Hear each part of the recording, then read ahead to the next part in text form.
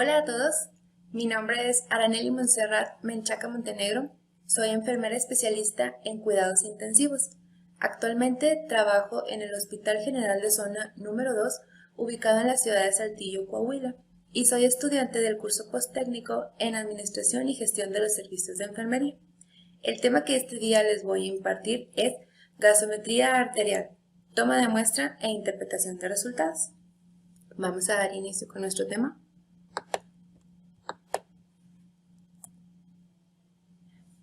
Primeramente, como concepto, nos dice que una gasometría arterial es la recolección de una muestra de sangre arterial que puede hacerse mediante dos opciones. La primera es una punción directa, conocida como gasometría, y la segunda es una punción indirecta, a través de una arteria canalizada con anterioridad. La finalidad de la punción arterial es valorar el pH, las presiones parciales de los diferentes gases que existen en la sangre arterial, como son el oxígeno y el dióxido de carbono, y el equilibrio ácido-básico. Los valores normales de una gasometría. Los parámetros que vamos a analizar son los siguientes. El pH, que es el potencial de hidrógeno, va de un rango de 7.35 a 7.45. El PCO2, que es la presión parcial de dióxido de carbono, va de 35 a 45 milímetros de mercurio. El HCO3, que es el bicarbonato, va de un rango de 22 a 28 mini equivalentes por litro. El PaO2, que es la presión parcial de oxígeno en sangre arterial, va de 75 a 100 milímetros de mercurio. Y el FiO2 es la fracción inspirada de oxígeno, que va calculado de 21 a 100%. El 21% corresponde a pacientes que no tienen apoyo ventilatorio. Y el rango siguiente lo vamos a sacar dependiendo del tipo de aporte de oxígeno que tenga, ya sea por puntas nasales, mascarilla o un ventilador mecánico. La extracción de sangre para una gasometría puede hacerse desde diferentes arterias. Las más usadas son las siguientes: radial, braquial o humeral y femoral. La arteria radial es la arteria del antebrazo, que se origina como rama de bifurcación externa de la arteria humeral. Comienza aproximadamente 1 centímetro por debajo de la flexura del codo y pasa a lo largo de la cara radial del antebrazo, hasta la muñeca. Es la principal elección para la punción arterial. Es necesario hacer el test de Allen para valorar la eficacia de la circulación colateral de la mano. Más adelante les voy a explicar este test. La arteria braquial o humeral es la arteria del brazo, continuación de la axilar. Sigue su trayectoria hacia abajo y hacia adentro y se coloca medial al músculo bíceps, llegando hasta el canal bicipital interno, donde se divide en dos ramas terminales, la arteria radial y la cubital. Es menos usada por el riesgo de trombosis y la posibilidad de isquemia en la zona distal del brazo y mano, ya que no tiene buenas colaterales. Y la arteria femoral se origina como continuación de la arteria ilíaca externa, recorre la parte anterior del muslo y después se dirige hacia atrás hasta llegar a la región popltea. Es el lugar de punción en ausencia de pulsos periféricos palpables, pero tiene un mayor riesgo de complicaciones. Esta arteria la dejamos como una última opción, debido a que los efectos secundarios pueden ser un poco más graves que al puncionar otro tipo de arteria. Las indicaciones y contraindicaciones para la toma de una gasometría arterial. Las indicaciones son: valorar el patrón respiratorio, evaluar el nivel de oxigenación y perfusión, determinar la existencia de desequilibrios electrolíticos y realizar registro de los valores basales respiratorios. Las contraindicaciones son las siguientes: una cirugía previa de la zona, pacientes tratados con anticoagulante o con una coagulopatía conocida, una infección o lesión cutánea, disminución de la circulación colateral, arterioesclerosis grave y paciente con lesiones graves de la extremidad. Las complicaciones son las siguientes: hematomas, pueden llegar a producir neuropatías por compresión secundaria, siendo los pacientes anticoagulados los más expuestos. Isquemias. El espasmo arterial o un hematoma pueden alterar la circulación de la extremidad, sobre todo de la arteria braquial, por no tener circulación colateral. Infecciones. Se debe a la alteración de la continuidad de la piel tras la punción. Neuropatías. Se pueden producir al pinchar un nervio accidentalmente y un pseudoaneurisma, que consiste en un hematoma periarterial comunicado con la luz del vaso a través de una zona de ruptura. El test de Allen. Este test nos ayuda a determinar la permeabilidad de la circulación colateral de las arterias radial y cubital del paciente antes de realizar la punción arterial. Vamos a utilizar, utilizamos estos dos dedos, es presionar aquí la arteria radial y cubital y vamos a observar cambios en si existen alteraciones en la circulación periférica. Número 1. Vamos a colocar la palma de la mano hacia arriba para observar los cambios de color, pidiendo al paciente que apriete el puño. Vamos a comprimir simultáneamente las arterias radial y cubital con los dedos índice y medio, obstruyendo el flujo sanguíneo arterial de la mano, mientras el paciente abre y cierra la mano varias veces. Es hacer lo que ya les había comentado ahorita. Nos ayuda cuando el paciente está consciente y puede abrir y cerrar la mano, porque de este modo aporta él también un poco de presión para observar los cambios de pigmentación y el retorno circulatorio. En caso de que el paciente esté inconsciente, simplemente tardaremos un poco más en palpar, en que exista el cambio de coloración, solamente presionando con nuestros dedos índice y medio. Bueno, vamos a observar que la palma de la mano tendrá un color pálido al no tener flujo arterial, porque estamos obstruyendo la circulación. Y como número 4, vamos a liberar la presión de la arteria cubital. Primero solamente vamos a soltar un dedo y vigilar el tiempo que tarda el color de la palma de la mano en reaparecer. Si se recupera en menos de 7 segundos, el test de Allen es positivo, por lo que asegura una buena permeabilidad de la circulación distal. En caso de que la mano tarde más de 7 segundos en volver a su color normal, esto quiere decir que hay un daño en la circulación distal y muy probablemente no podamos obtener una muestra sanguínea de esa arteria. El equipo y material. Vamos a necesitar heparina, una jeringa y aguja de insulina, más una aguja extra para tomar ahí el baño de heparina, lo que le llamamos el baño de heparina en la jeringa, para evitar la coagulación de sangre de nuestra muestra. Vamos a utilizar guantes, aunque no es un procedimiento estéril. Utilizamos los guantes porque vamos a tener contacto con fluidos corporales del paciente. Vamos a utilizar torundas alcoholadas y el gasómetro. El procedimiento es el siguiente. Vamos a realizar un lavado de manos. Preparar la jeringa de insulina con un baño de heparina para evitar la coagulación de la muestra y posteriormente cambiar a una aguja de insulina. Colocar al paciente según la arteria elegida. Nos vamos a colocar los guantes. Vamos a palpar la arteria elegida con los dedos índice y medio. Vamos a hacer una desinfección de la zona de punción con una torunda alcoholada, dejando actuar el tiempo necesario. Vamos a realizar la punción con la mano dominante a 45 grados si vamos a puncionar en la arteria radial, a 60 grados si vamos a puncionar en la arteria braquial y a 90 grados si se trata de la arteria femoral. Después de la punción, vamos a observar la aparición de flujo sanguíneo retrógrado sin necesidad de aspirar. Vamos a extraer la muestra evitando la entrada de aire. Vamos a retirar la aguja y la jeringa. Vamos a presionar sobre el punto de punción con una torunda firme y constante.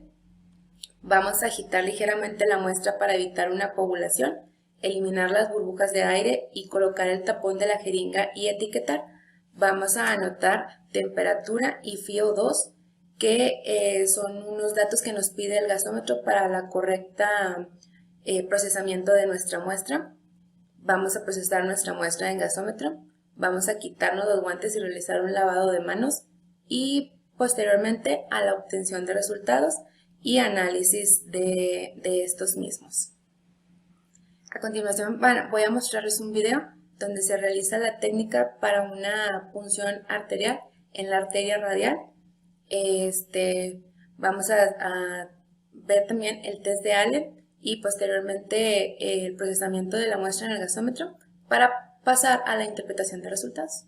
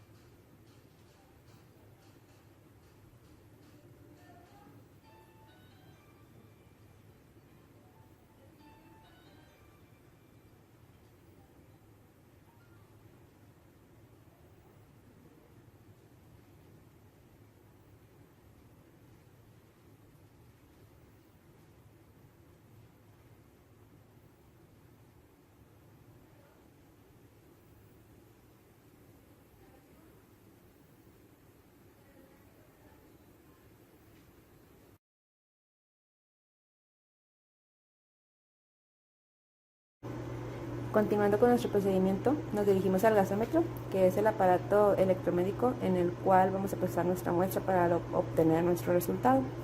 Vamos a checar los 3 puntos que nos indican que estén correctos. En el punto número 1 es los parámetros. Aquí todos los parámetros a medir se encuentran en OK. Esto quiere decir que nuestro gasómetro está bien calibrado. En caso de que uno se encuentre en rojo, quiere decir que nuestra prueba no va a salir viable. El paso número 2 es seleccionar el tipo de muestra. En este caso será arterial, aunque también puede ser venosa y capilar. Y en el tercer paso es darle inicio para continuar con el proceso de nuestra muestra. Vamos a hacerlo para obtener el resultado.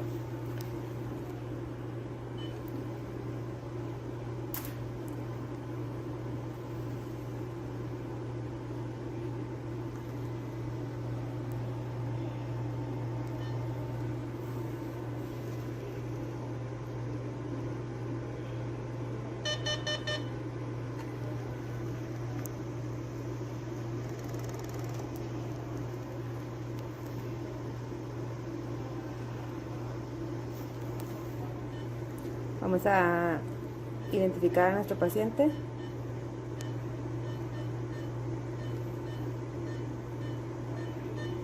Nombre y apellido.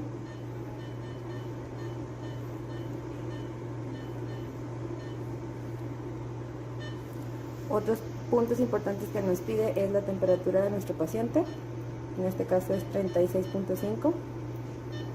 Y la composición de los parámetros del ventilador, en este caso está en 30%. Con esos parámetros listos, vamos a dar OK y se va a empezar a procesar nuestra muestra y vamos a esperar el tiempo para que nos arroje el resultado.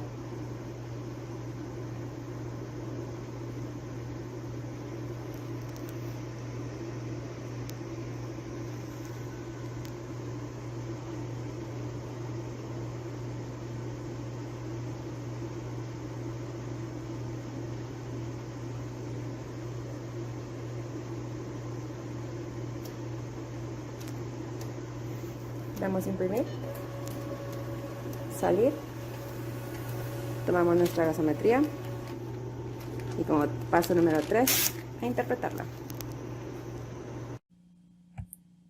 Resultados. Ya con el resultado de nuestra gasometría, vamos a poder clasificar el tipo de alteración que se presenta en nuestro paciente y su origen, si se trata de una acidosis o una alcalosis y si es de origen metabólico o respiratorio. Para esto recordemos que el pH en el cuerpo es regulado por 2 órganos, que son los pulmones y los riñones. Los pulmones, al mantener un perfecto intercambio gaseoso de oxígeno por dióxido de carbono, y los riñones al mantener cifras normales de bicarbonato en sangre. Todo esto para una perfecta homeostasis. En una acidosis metabólica vamos a encontrar que el bicarbonato está disminuido, el pH está disminuido, la presión parcial de dióxido de carbono está disminuida y por resultado nos da un exceso de bases bajo. En una acidosis respiratoria, la presión parcial de dióxido de carbono está elevada, el pH está disminuido. El bicarbonato está alto y el exceso de bases está alto. En una acidosis metabólica, el bicarbonato está elevado, el pH está elevado, la presión parcial de dióxido de carbono está elevada y el exceso de bases obviamente estará elevado. En una alcalosis respiratoria, la presión parcial de dióxido de carbono se encuentra disminuida, el pH está elevado, y el bicarbonato está disminuido y por resultado nos da un exceso de bases disminuido. Vamos a analizar el resultado de nuestra gasometría. En este paciente podemos observar que el pH está en 7.44, está dentro de los límites normales. Su presión parcial de dióxido de carbono está en 36 milímetros de mercurio, también se encuentra dentro de los parámetros normales. Y su presión parcial de oxígeno en sangre arterial se encuentra en 72 milímetros de mercurio. Habíamos comentado que el rango normal iba de 75 a 100 milímetros de mercurio.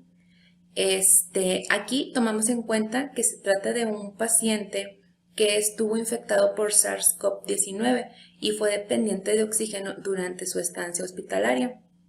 Si no determinamos, de acuerdo al resultado de nuestra gasometría, si se trata de una acidosis o de una alcalosis metabólica o respiratoria, podemos hablar solamente de un proceso pulmonar agudo. Otro dato importante que nos da la gasometría es la hemoglobina y el hematocrito. En esta parte, en la parte inferior, perdón, de abajo hacia arriba podemos observar la hemoglobina, que en este caso nuestro paciente está en 16.1. Y esas son mis referencias bibliográficas. Por mi parte ha sido todo. Espero el tema haya sido de su agrado, de su comprensión y les sea de utilidad en un futuro. Muchas gracias por su atención y que pasen un lindo día.